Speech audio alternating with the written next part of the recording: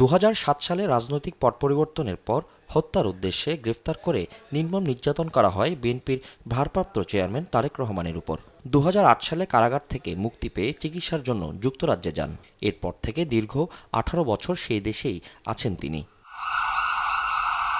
প্রতিবার বাংলাদেশের সংকটময় সময়ে ওই দেশে অবস্থান করেও দেশের মানুষকে শান্ত ও সুশৃঙ্খল থাকার আহ্বান ও নেতৃত্ব দিয়েছেন তিনি। আওয়ামী ফ্যাসিস্ট সরকারের পতনের পর বেশ কয়েকবার তার দেশে আসার গুঞ্জন উঠলেও নানা কারণে দেশে আসতে পারেননি।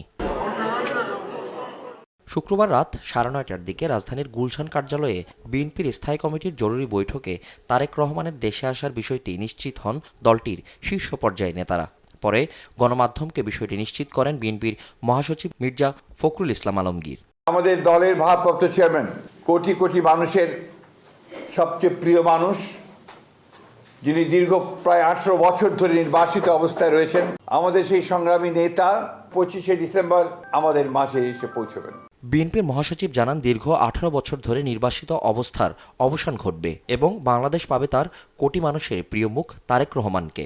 কোটি কোটি মানুষের সবচেয়ে প্রিয় মানুষ, যিনি দীর্ঘ প্রায় 18 বছর ধরে নির্বাসিত অবস্থায় রয়েছেন, ছাত্রগণ অভ্যুত্থানের নেতৃত্ব দিয়ে আমাদেরকে সাফল্যের দ্বার প্রান্তে পৌঁছে দিয়েছেন এবং আজকে গণতন্ত্র উত্তরণের পথে যে সমস্ত বাধাগুলো সৃষ্টি হয়েছিল, আমরা মনে করি যে আমাদের ভারপ্রাপ্ত চেয়ারম্যান তারেক রহমান সাহেব দেশে এসে পৌঁছলে সেই সমস্ত বাধা দূর হয়ে যাবে। বিদেশে থেকেও গণতান্ত্রিক আদর্শের নেতৃত্ব দিয়েছেন তারেক রহমান। গণতন্ত্র উত্তরণের নেতৃত্বে সফলতার পরিচয় দিয়েছেন বলেও জানান মির্জা ফখরুল ইসলাম।